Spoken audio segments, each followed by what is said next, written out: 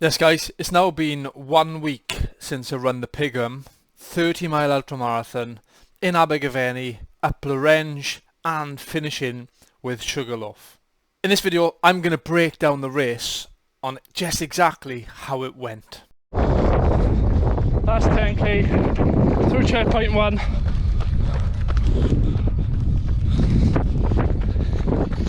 I've got no words. As you'll see, in the 3 previous races, I've finished in the top 5. Not so much in this one. I'm going to put you out your suspense. I finished 10th. It was 1730 metres of climbing over just over 30 miles. I completed it in 5 hours and 23 minutes. And let's just say, the attacks didn't want to play today.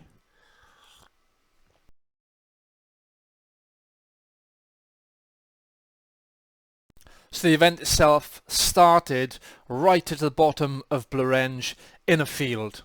It doesn't even look big on camera either. That's disappointing. Yeah. It looks tiny on camera. You always do that. You come to a shitty hill and you think, oh, I'll film this. Yeah, no, that doesn't look steep at all on camera. But yeah, steep climb. Very steep. Yeah. Nat's walking, so it's got to be steep.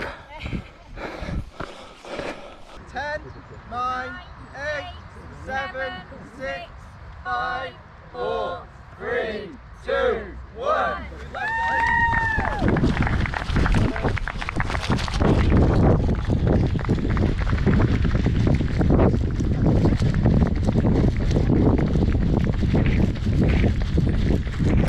So the way we attacked Blorenge was, from the initial start, we had a very steep climb, and then we contoured it left around until we went back up another steep climb. It was evident pretty fast from the start that this challenge in itself, 6 ultramarathons in 6 months, was already going to be tough. Combine that with my brain condition and my attacks. In the last 4 weeks since the last race, I've been lucky to get 20 miles a week, and a week before this, 14 miles. So I had no right to be at the front competing for a top spot. However, the past couple of weeks leading up to the race were probably my worst with my attacks since last year, and I was suffering really bad, and there was a point where I didn't think I was going to start, and I was thinking maybe I should pull out. So glad I didn't, and this is just me confirming that to myself. Okay, that's 5k. We're still heading up Blorenge, and yeah, listen, if you're sitting there feeling sorry for yourself and struggling to motivate yourself to get out, sometimes you have to force yourself. Like, I didn't want to do this. There's no way that my training dictates I should be able to do a 50k as hard as this. Go back on my Strava, you'll check. The last 4 weeks haven't been 20-mile weeks. But sometimes you have to be mentally strong to push through. Alright, not winning. There's 1, 2, 3, 4, 5, 6, 7. But I don't care. I'm moving forward. I've made a conscious effort to do this despite my bad attacks. I'm loving it. I'm loving the fact that I'm physically challenged. I don't deserve to be at the front. Like, these guys have trained their bollocks off. I've done 20-mile weeks. But let me tell you something. I won't stop. Not a chance.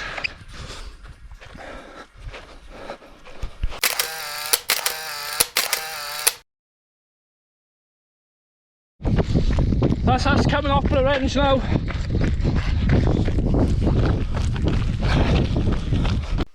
Coming off Blorenge, there's a long swooping trail down to the main road. Bastard. And a couple of kilometres downhill, but this was proper sketchy with my Vaporfly 2s on, that's for sure.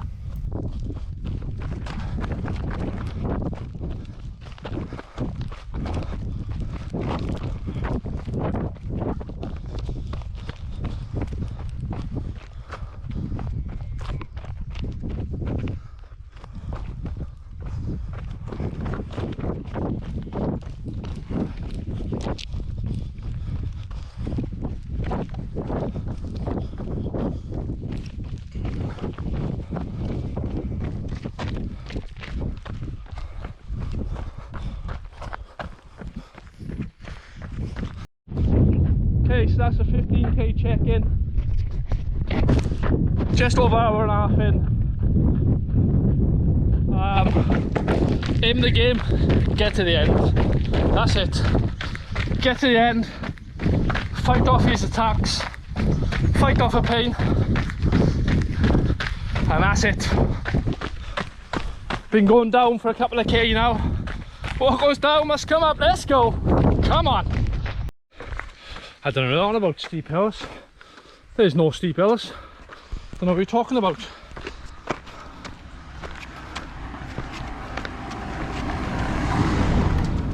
It's not steep at all, look.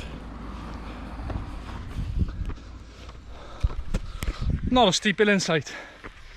Ha ha! That's just past 20k on a little bit of a diversion. So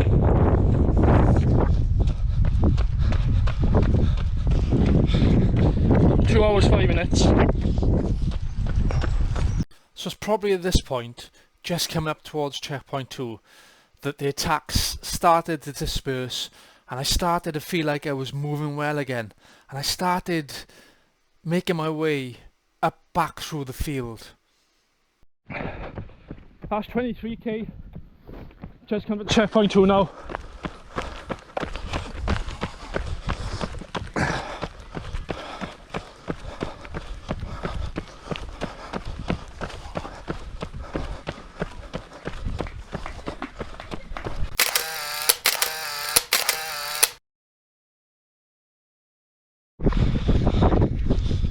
Yes, people, we're about 26k in. Attacks have gone. We're coming down a steep sheep's track in Vaporfly 2. So that's fun.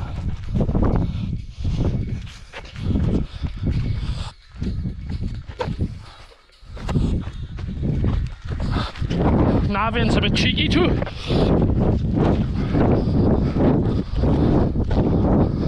Woo! This is tough.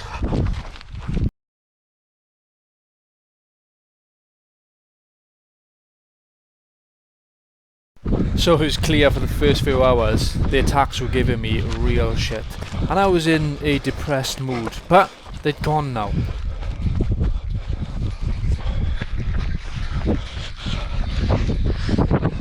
Do you have 27k in?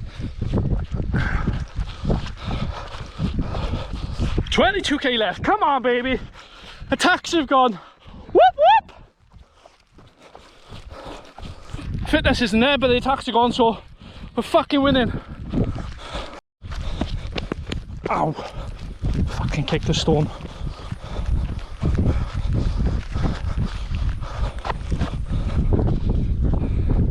Look at them for views. Don't know what that's called, but it's bound to be called something. Look at them.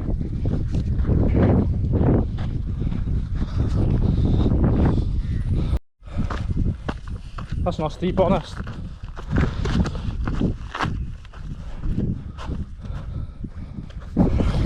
Haha!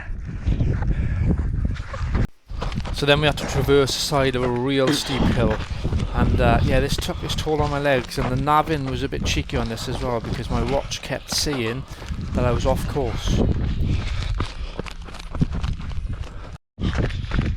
So that's 30k. Moving okay-ish. I think I'm making my way to Sugarloaf now, in the lanes. So, not sure how far it is to the bottom of it, but it's there in a cloud somewhere. There it is, in the clouds. So I find it absolutely preposterous that the Sugarloaf is just a couple of meters short of being classed as a mountain, yet from the bottom to the top you climb more elevation than what you do on Pen y Fan. Makes no sense to me. In my own personal opinion, alright, it might have been 24 miles into a 30-mile run, but Sugarloaf is way harder than the granny track on Pen y Fan, and it's not classed as a mountain. Anyway, this is me at the top. There's no way I was getting my camera all the way up.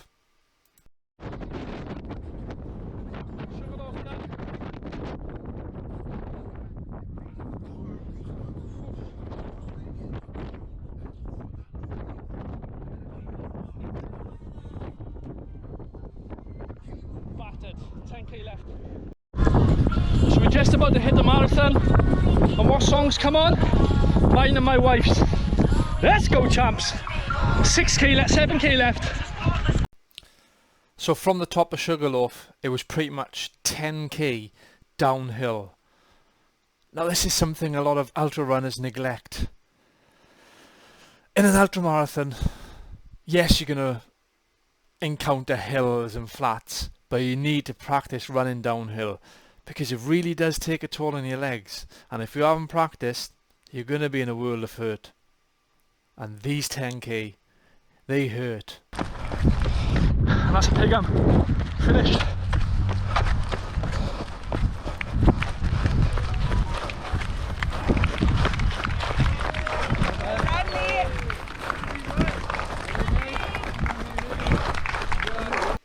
So that's the Pigum complete. 4 out of 6 of the Pegasus Slam. Next up is a brutal 50 miler, the Pigum. It's been moved to the Carmarthen fans, and trust me, these 4 weeks of training are gonna be hard. There's no way I can go into this 50 underprepared.